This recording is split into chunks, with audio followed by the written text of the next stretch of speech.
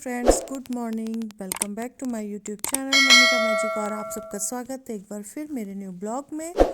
और आप सोच रहे होंगे सुबह सुबह ये कहाँ जा रही हूँ मैं। तो जी हाँ, सुबह सुबह जा रही थी मैं मंडी लेने सब्जियाँ। और जैसे कि पता ही है कि कल है सकट, मतलब आज वीडियो आएगा तो आज सकट तो आज ही है।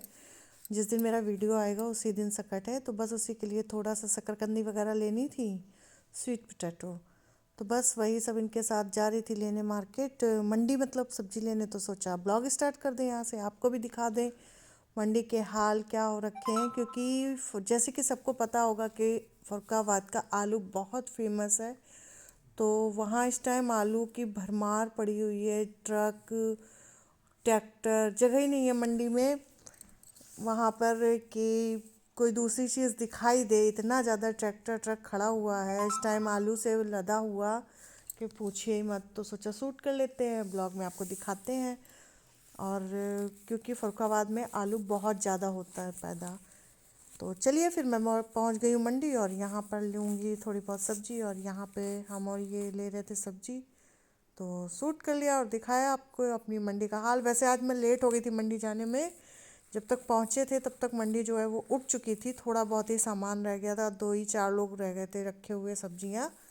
क्योंकि सुबह सुबह जल्दी निकलना नहीं हो पाता घर से। और मैं मंडी गई थी 10 बजे, मंडी जबकि लगी रहती है सिर्फ 8 बजे तक अच्छी खासी भीड़ रहती है। और ये रही शकरकंदी जो लेने मैं खास आई थी कल, क्योंकि पूजा है, सकट का त्यौहार है तो उसके लिए शकरकंदी लगती हैं।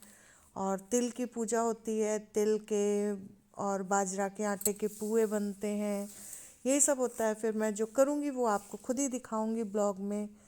तो चलिए फटाफट से सब्जी ले लेते हैं और फिर पहुँच के घर पे आपसे मिलते हैं थोड़ी देर बाद। तो चलिए फिर चलते, फिर मिलूंगी आपको कैमरे के सामने। Friends, good morning. Welcome back to my YouTube channel mummy का मैजिक। और आप सबका स्वागत है मेरे न्यू ब्लॉग में। और आज दिन है मंडे और आज का ब्लॉग शुरू कर रही हूँ सुबह सुबह के 10 बजे से। अभी बज रहा है 10 और मेरा नाश्ता रेडी हो चुका है। जैसे कि दिखाया था कि मैं गई थी आज मंडी सब्जी लेने, और इनके साथ में अकेले नहीं। और अभी नहा धो के रेडी हो चुकी हूँ, पूजा कर चुकी हूँ। और अभी नाश्ता भी बन गया है, सबको दे दिया है, मैं करने जा रही हूँ। और आप सब कैसे हैं? आई होप आप सब बढ़िया होंगे, मस्त होंगे, स्वस्थ होंगे। सर्दी बहुत ज़्यादा पड़ रही है तो बच के रहिएगा अपने अपने घरों में, खास करके बच्चों को बचा के रखिएगा। तो चलिए दिखाती हूँ आज का नाश्ता क्या है। मेरा नाश्ता हो चुका है, होया हुआ नहीं है, मतलब बन चुका है। ये रही मेरी सैंडविच, मलाई सैंडविच। और ये रही मेरी गरम गरम चाय। सर्दियों में तो चाय की बात ही निराली है। तो चलिए नाश्ता करते हैं, फिर मिलते हैं आपको। और यहाँ पे कर रहे थे हम नाश्ता, तब तक ये आगे बाहर से मेरी सैंडविच ले रहे थे। बाहर से भी खा के आए तो यहाँ मेरी भी लेने आ गए। तो बस उसी लिए परेशान कर रहे थे। हम दोनों लोग चाय सैंडविच का नाश्ता कर रहे थे। तो बस, और सर्दी तो इतनी ज़्यादा पड़ रही है कुछ कहने को नहीं है। इसीलिए सोचा है कुछ आज सर्दी के लिए खास बनाने के लिए, तो वो मैं आगे उसकी रेसिपी दूंगी। और हाँ, वो मैंने आज पहली बार ही बनाया, मैंने भी जिस हिसाब से बनाया उससे बहुत अच्छे बन गए। तो उसकी रेसिपी भी आपको दूंगी। मैं बनाने जा रही हूँ आज अलसी के लड्डू, जिसकी रेसिपी आपको आगे ब्लॉग में मिल जाएगी। और काफ़ी हेल्दी होते हैं, जो सर्दियों में बहुत फ़ायदा करते हैं, बच्चों के लिए, बड़ों के लिए, सबके लिए। दूध के साथ में 1-2 लड्डू डेली खाने से काफ़ी आराम मिलता है सर्दियों में। और दिखाते हैं आज का वेदर। वेदर के तो कहीं नहीं क्या है, खुलने का नाम नहीं, आज भी है सारा पूरा धुंध है। चलिए मिलते हैं। तो फ्रेंड्स, आ गई हूँ किचन में, करने लगी अपने जो लड्डू बनाने थे उसकी तैयारी। यहाँ पे बना रही हूँ, तिल चटका रही हूँ, मतलब तिल कलहार रही हूँ यहाँ पे। क्योंकि कल सकट है और कल मंगलवार है, कल तिल कलहारे नहीं जाते, तो इसलिए आज ही इनको कलहार के रख लेंगे। और इसमें मिला दिए हैं थोड़े से काले तिल, जो कि सगुन के लिए, जिनकी कल पूजा होनी है, इस वजह से थोड़ा सफ़ेद, और सफ़ेद तिल ज़्यादा है, काले तिल कम है, लेकिन मिक्स कर दिए हैं। तो चलिए फिर तैयारी करते हैं। यहाँ पे मैं भूंज रही थी मूंगफली के दाने, क्योंकि आज ही मुझे तिल और मूंगफली के भी लड्डू बनाने हैं। उसकी रेसिपी मैं आपको शेयर नहीं करूँगी, वो करूँगी कभी और दिन। तो चलिए स्टार्ट करते हैं अलसी के लड्डू बनाना। तो यहाँ पे एक कढ़ाई रख ली है, उसमें डाल दिए हैं अलसी, और इनको अच्छे से ड्राई रोस्ट करना है। इसमें घी या रिफाइंड कुछ भी नहीं डालना है, केवल खाली कढ़ाई में इनको अच्छे से रोस्ट करना है। तो बस यहीं यहाँ पे इनको रोस्ट करेंगे और इनको रोस्ट करते हुए बिल्कुल स्लो आंच रहनी चाहिए। गैस जो है बिल्कुल स्लो रहनी चाहिए, नहीं तो जल जाएंगी ये।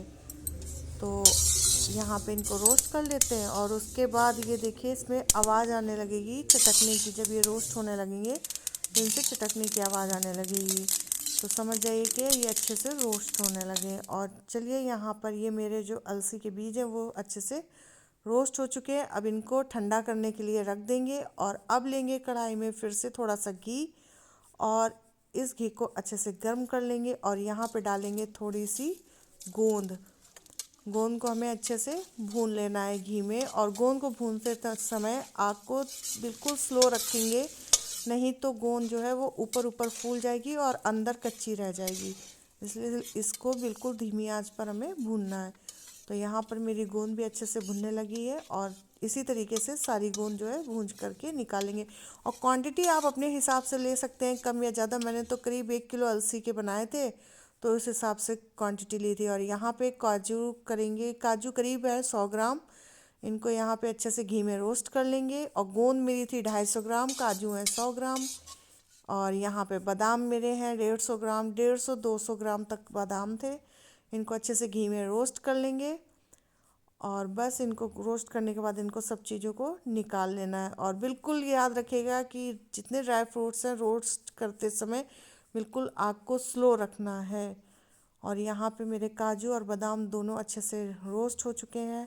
अब उसी कढ़ाई में थोड़ा सा घी बढ़ा करके जो मैंने अलसी रखी थी भूंज करके उसको मैंने पीस लिया था, उसको पीसने के बाद इसको अच्छे से रोस्ट करना है। मतलब जो अलसी पीसी है उसको फिर से हमें हल्का सा 2 से 3 मिनट के लिए ही केवल भूनना है, ज़्यादा नहीं भूनना है। तो बस यहाँ पे मेरी भून चुकी है घी में अच्छे से। और फिर से कढ़ाई में डालेंगे घी और उसमें कर लेंगे थोड़े से मखाने फ्राई। थोड़े से क्या, मेरे थे ये 100 से 150 ग्राम तक, 200 ग्राम तक मखाने थे। मैंने तो सारी चीज़ें अंदाज से डाली हैं, कोई नापा नहीं है किसी की चीज़ को, अपने हिसाब से अपने अंदाजे से लगा के डाला है। क्योंकि हम तो घर में सबके लिए बना रहे थे ना। तो यहाँ पे मेरे अच्छे से मखाने भी रोस्ट हो चुके हैं घी में। लेकिन हाँ, इस लड्डुओं में जितना अच्छा मेवा डालेंगे, जितना अच्छा घी डालेंगे, वो टेस्ट उतना ही अच्छा आने वाला है। तो यहाँ पे सारी चीज़ें, और ये हेल्दी सर्दियों में बहुत गर्म होते हैं, बहुत।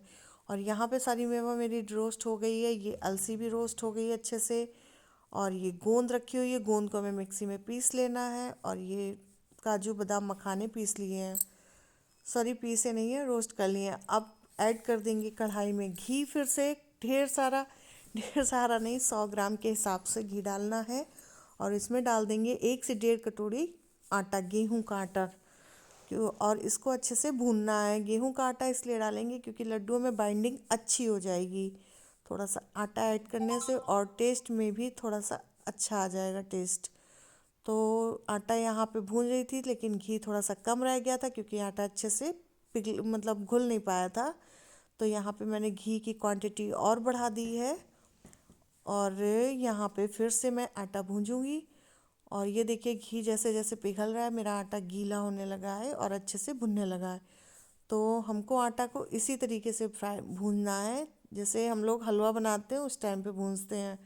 तो बस यहाँ पे इसको धीरे बिल्कुल स्लो आंच में हमें भूनना है, ताकि आटा जले नहीं और अच्छे से भुन जाए। और ये देखिए आटा में घी की क्वांटिटी भी अच्छी है, आटा अच्छे से फ्राई हो रहा है। और आटे का कलर भी चेंज हो जाएगा, उससे अच्छी सी स्मेल भी आने लगेगी। तो ये आटा समझिए भुन गया। और यहाँ पर मेरा आटा भुन चुका था, यहाँ पर मैंने ऐड कर दिया उसमें गुड़। गुड़ ऐड कर दिया और ये गुड़ मेरा पिघल चुका है आटे में। और ये देखिए अच्छे से चाशनी बन चुकी है, इसको ज़्यादा नहीं पकाना है, नहीं तो लड्डू जो है वो टाइट बनेंगे। और यहाँ पे जो सारा कुछ मसाला मैंने पीस के रखा था वो सब ले आई हूँ, सारी मेवा अलसी सब कुछ इसमें मिक्स कर दिया है। और अब इसमें मिक्स करना है थोड़ी सी मेवा जो कि मैंने भूनी नहीं है उसको। जैसे कि इसमें हम करेंगे थोड़ा सा गरी का बुरादा, गरी का बुरादा यूज़ करेंगे। तो ये मैंने गरी का बुरादा डाल दिया। बुरादा ना डाल कर गरी काट कर भी डाल सकते हैं, बट बुरादा ज़्यादा अच्छा होगा। तो बस बुरादा डाल दिया है, थोड़ी सी किशमिश डाल दी है करीब 100 ग्राम के हिसाब से। किशमिश नहीं भूंजी है क्योंकि भूनने के बाद वो अच्छी नहीं लगती टेस्ट में। और यहाँ पे थोड़ा थोड़ा करके उसमें डालते जाएंगे। जो हमने गुड़ पिघला कर रखा था उसमें थोड़ा थोड़ा करके डालना है। और ध्यान रखिएगा इस टाइम गैस की आग बिल्कुल स्लो होनी चाहिए और इसको धीरे धीरे भूंजेंगे अच्छे से। और इसके बाद हम इसमें फिर से डालेंगे, थोड़ा थोड़ा करके डालना है, एकदम से नहीं डालना है। और इसको अच्छे से मिक्स कर देना है। और यहाँ पर मिक्स हो चुकी है, गैस अब मैंने बंद कर दी है।